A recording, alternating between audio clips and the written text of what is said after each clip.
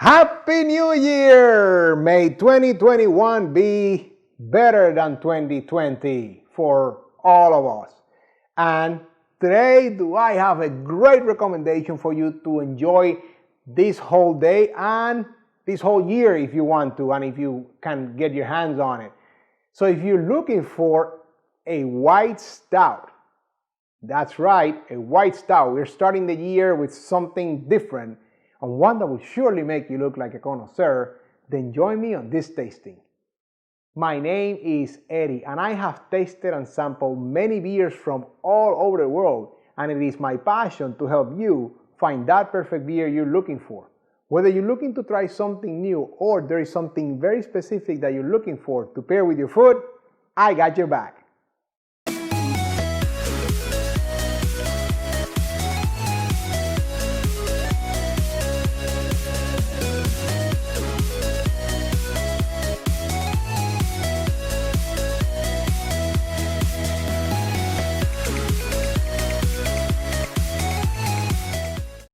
Welcome back, beer lovers. Thank you for spending the next few minutes with me. As I said in the intro, my name is Eddie, and on this channel, I taste and review all kinds of beers and give you my most honest opinion about them, as well as some ideas to pair them with your food, just like the one you're about to watch. So if you're new here, consider subscribing and hitting that bell icon down there so you're notified every time I release a new beer review video. And if you like the video, give me that thumbs up, let me know you like it. Now today is New Year's. First of all, it's New Year, it's New Year for most people in the Western Hemisphere. If you celebrate and you're into that sort of thing, I wish you the best and most prosperous year ahead. So may it be the best year for all of us. Now, being that it is a new year, I thought we would start with something kind of like off the wall. I have never had a white stout before, I don't think at least. And today I'm bringing you one from the good old state of Michigan, from Holland Brewing, Dragon's Milk White, which is a bourbon barrel-aged white stout. That's a mouthful, right? But I'm very intrigued by this beer, and I can't wait to do this whole review here in front of you. Now, I'm using my my English pub glass today. Always having the right glass for the beer that you're tasting is an important part of being a beer connoisseur. You can probably get away with using a pint glass for this one, but if you want to get your own set of Beer Connoisseur TV glasses, look in the description below, check out how you can get your own set of glasses while I pour this white stout here in my English pub. Now,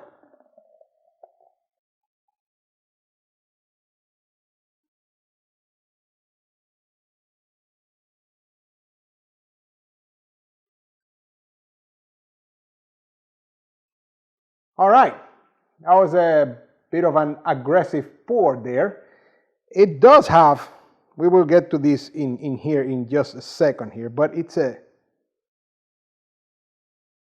it's a great, apparently it does have a nice action for the foam there. Now, where do we always start? Appearance, right? More importantly, the 3 C's of appearance, which are color, clarity, and carbonation. Well, look at that color. I mean, it is a kind of like an golden amber color there, which if I was looking at this beer, I would never guess it is a stout or a white stout by that, by that definition. And as far as clarity, I would say it's pretty clear. Yes, it is. It is completely clear. And as far as carbonation, it does have a decent amount of action there. I do see some bubbles, and it does have a big frothy, it's not exactly white, it's an off-white head there, but big head, look at that. And it's keeping that, retaining that pretty well. So that's something to to look out for, especially when you're pouring it, because I always like to make sure that I have enough foam to tell you the whole story there. But this one has a really, really large head and retention. So, and where do we go next? The aromas, right? Okay. Caramel, yes.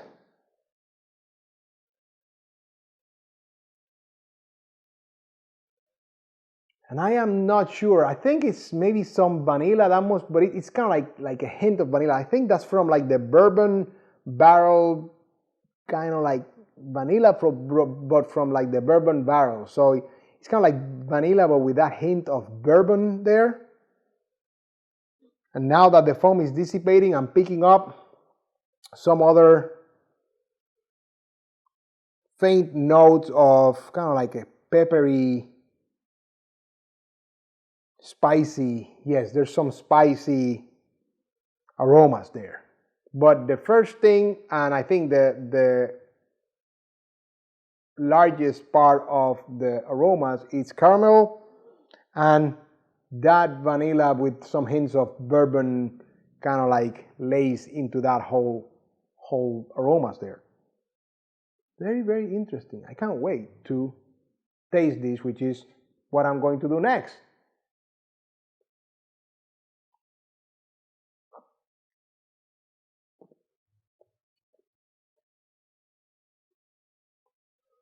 Interesting.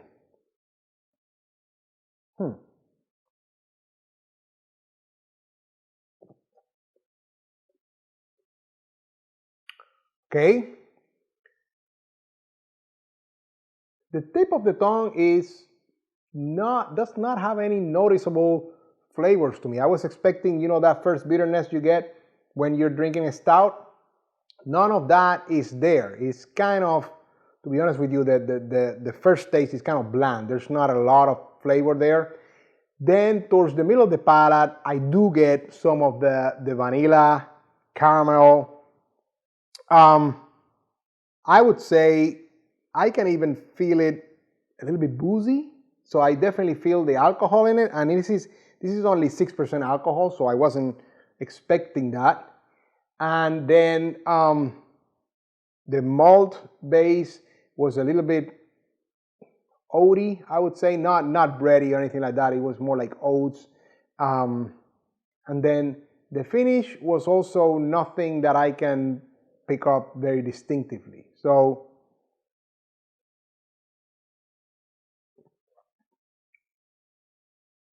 yeah, it's mostly in the middle of the palate when you can get most of the taste, and a lot of it is that caramel and vanilla with the bourbon kind of accent towards it, which is probably what I am feeling as boozy. So that's kind of like the whole taste right there. Not a lot on the front, not a lot in the back of the taste. It's a lot concentrated towards the middle, and it ends rather quickly, I would say. I was not all that excited about that because there's not a lot of flavor, to be honest with you, there. So that becomes important. And the next piece, which is the piece that you come to me, which is the food pairings, right? That's what makes you look like a connoisseur. Now, traditionally, stouts are great to pair with bolder foods like, grilled meats and the like. But this one, it's a lot weaker, I would say. So I'm going to recommend that you maybe stay away from some of the more bolder food that you would normally eat with a stout. So I'm going to recommend a seafood pasta with a white sauce. I think this beer would definitely be a nice pairing to such a meal, because it does have some delicate aspects in it that I think will really pair really well with the seafood and the white sauce on the pasta, as well as a roasted bird. Make it either a chicken or a turkey. Don't go duck or anything like that, because I don't think this beer can really match the strong flavors of duck. But I think a nice roasted turkey and chicken with some nice spice seasonings on it. I think that will definitely be a great pairing with this beer. And if you're looking for a cheese to pair, which I think this is a great beer to pair with some of the lighter flavored cheeses, such like a goat cheese, an aged goat cheese. It still has some character there to stand up to an aged goat cheese. One that is buttery and nutty. I think that you will get a good pairing there with some nutty, buttery goat cheese and this beer. Again, I cannot recommend a lot more bolder foods than that because it really does not pack a lot of punch in it. I think it's probably a great beer to have before a meal, kind of like getting you ready for a meal. And I think it's a great beer for dessert. And on that note, you know you can always trust me to leave you a nice recommendation as far as the dessert pairing. And I have a good recommendation that I can give you, and that's going to be down in the description below. So go ahead and open that up. Have you had Dragon's Milk White before? What have your thoughts been? Have you paired with anything? Have you drank it solo? Have you used it as dessert? Maybe it is dessert in and of itself. I'm going to try that also later. Let me know. That's how we all can learn from each other. There you have it, my friends. I hope I have helped you increase your beer knowledge as we start the new year and as we all continue on this journey of becoming beer connoisseurs. I encourage you to be on the lookout over the next few days when I release my next beer review video, and until then, enjoy!